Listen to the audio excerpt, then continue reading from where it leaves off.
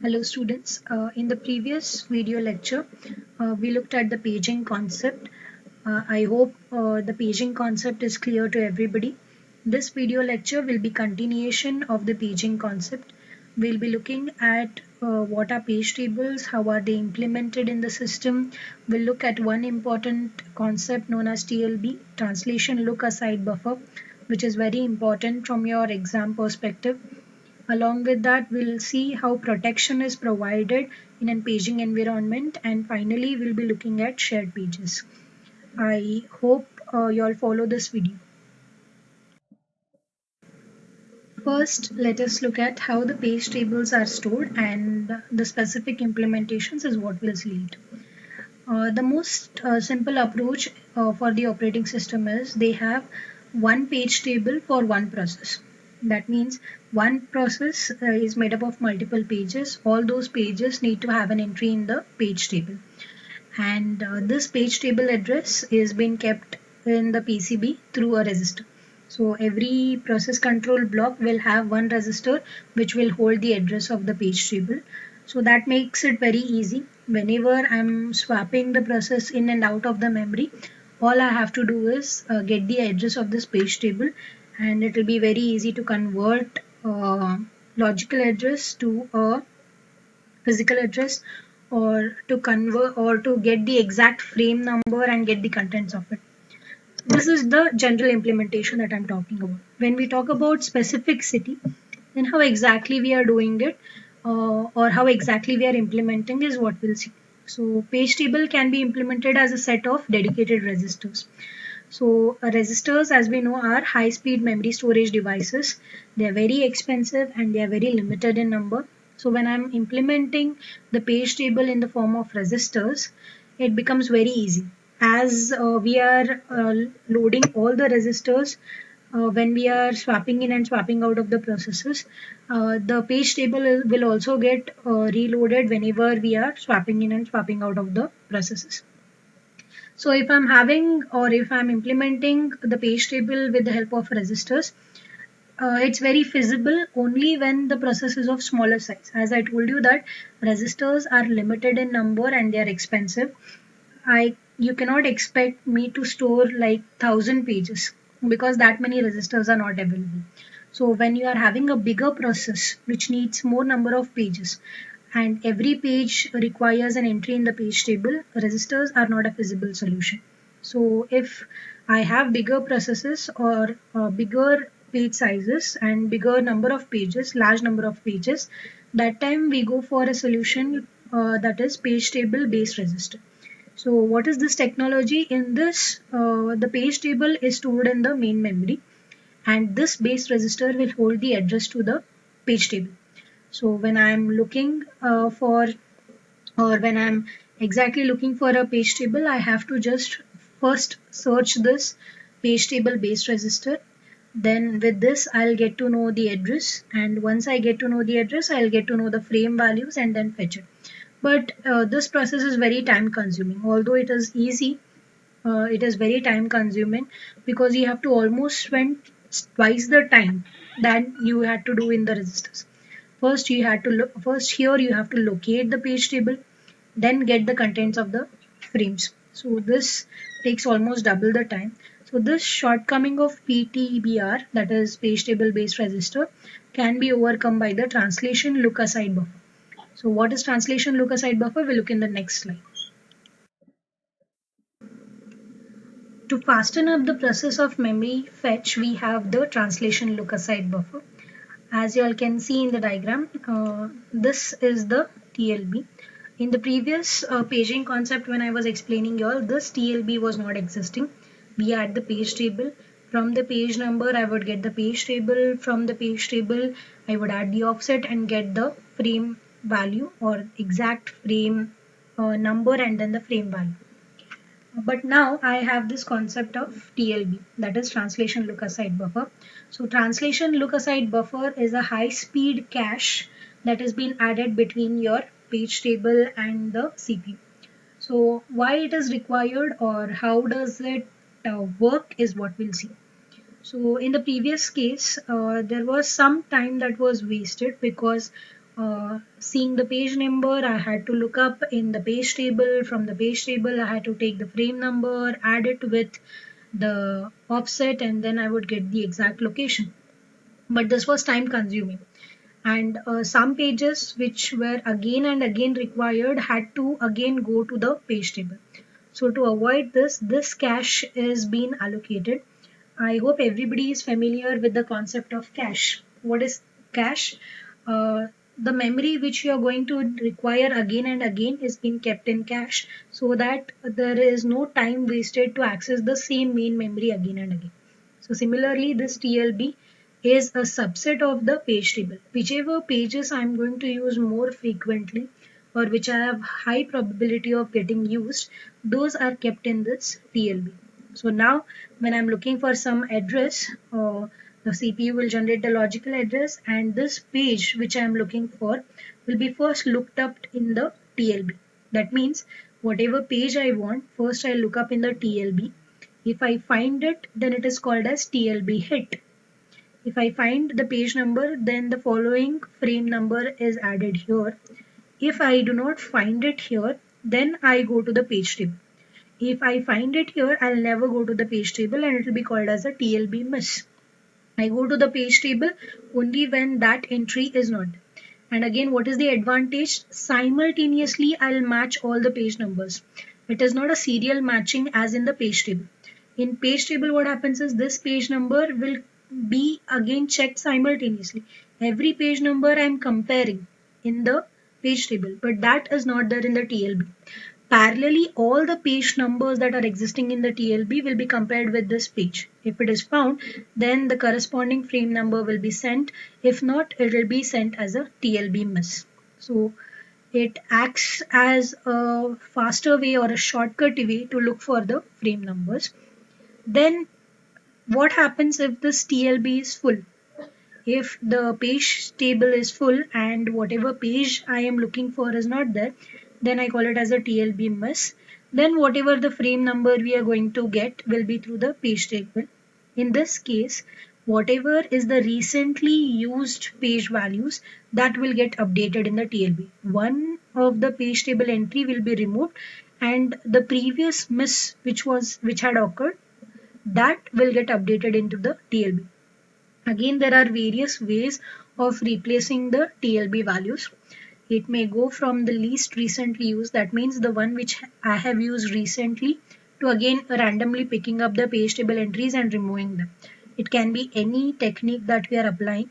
So the time consumed here will be very less. That is why the TLB plays a very important role in the translation from the logical address to the physical address. If I have to tell you some insights about the TLB or some important points about the TLB, the first point here that I would like to mention is how you are going to replace the TLB entries. So when I'm replacing the TLB entries, I told you that again, it may be from the least recently used to random, any of the replacement policies can be used. But when you are applying those replacement policies of the TLB, that means when you are removing one TLB entry and replacing it with the other, there are some entries which are wired down. So what do you mean by wired down is that some entries, like when you have a kernel code in some page which need not be taken out of the TLB or which should be permanently there in the TLB, such entries are known as wired down. They cannot be removed from the TLB because they have kernel code and they are going to be used very frequently. So such entries should be wired down and should not be taken out of the TLB. So this care should be taken when you are having the replacement strategy applied. Then some TLBs also store the address specific identifiers, also known as ASIDs. The ASIDs provide a unique identification for each process and they provide the address specific protection for each process. That means whenever I'm going to find a virtual page or I'm going to access a virtual page, then the ASID of that virtual space will be matched with the current running ASID. If there is a match, then I say that the access is provided. If they are not the same, then I consider it as a TLB miss. Again, this is one layer of protection that I'll be providing if I am using the address space identifiers, that is nothing but the ASIDs. Before understanding what is effective access time, let us understand what is hit ratio. So the number of times or the percentage of times that the information is found in the TLB is termed as the hit ratio. That means how many number of times out of the total times I am going to find an information in the TLB. How many TLB hits are going to be there and how many TLB miss are going to be there. So the number of times I'm going to find it is called as the hit ratio. Now if I say, for example, here we have taken hit ratio as 80%. That means out of 100% or out of 100 entries, 80 times I am going to find the value in the TLB. That means out of 100 tries, 80 times the value will be there in the TLB and 20 times the value will not be there in the TLB. So consider this example. They say that suppose it takes 100 nanoseconds to access the main memory and only 20 seconds to search the TLB.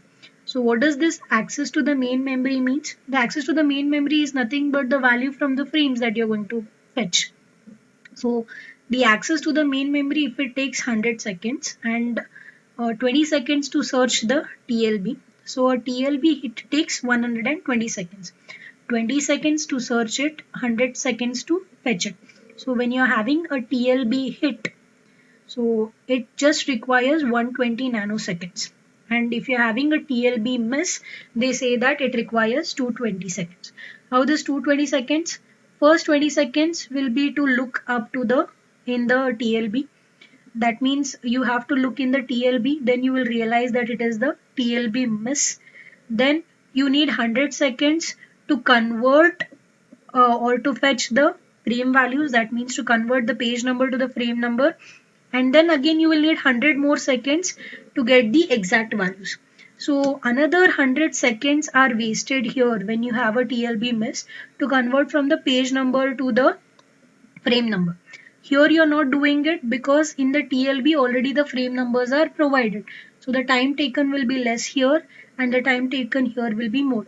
Of course, here also you are going to have to search for the frame numbers, but that will take just 20 seconds, not 100 seconds here. So the total time here is 120 seconds if it is a TLB hit, and the total time here is 220 nanoseconds if it is a TLB miss. Again, the unit that they have taken is nanoseconds. So they say that within 80% TLB hit ratio, the average memory access time, that means together with TLB hit and TLB miss, what will be the average time? 80% of the times it is going to take 120 seconds. So 0.80 into 120 nanoseconds plus 20% of the times it is going to be a miss. So 0.20 into 220 nanoseconds. So 0.80 into 120 plus 0.20 into 220. So the total value that you are going to get is 140 nanoseconds. So if I'm having an 80% hit ratio, my average access time will be 140 nanoseconds. Again, if this hit ratio goes up, then this time will reduce. If this hit ratio comes down, then this time will increase. This is what you have to remember.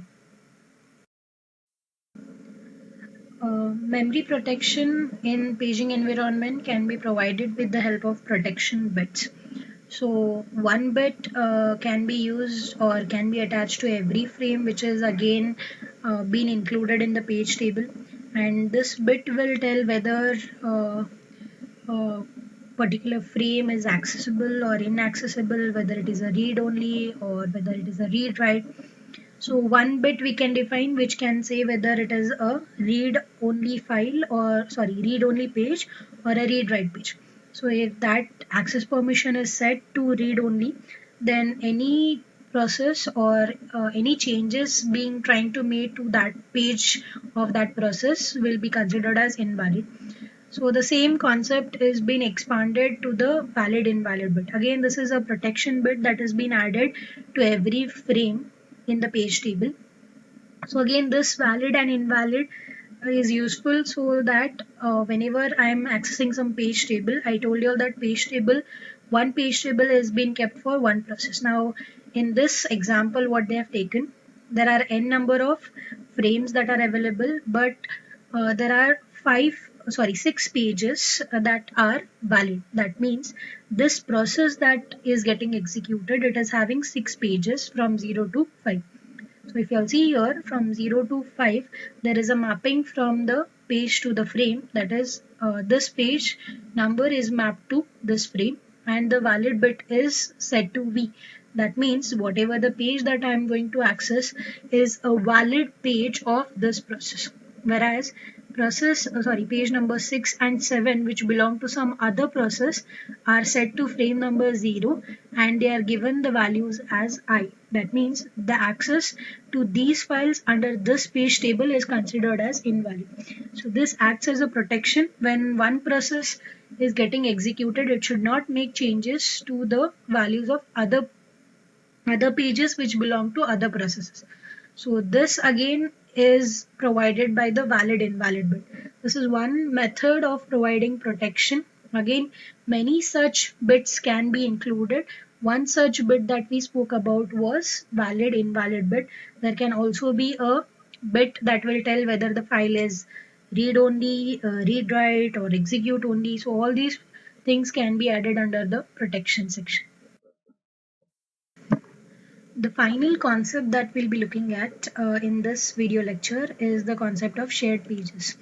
So when can the data be shared is what we'll be looking first, and how it is being done. So in the textbook they have taken an example where 40 users are sharing the data, and here they have just depicted 3 users. And they say that they are using an editor which is 150 KB. So every page here is of 50 KB.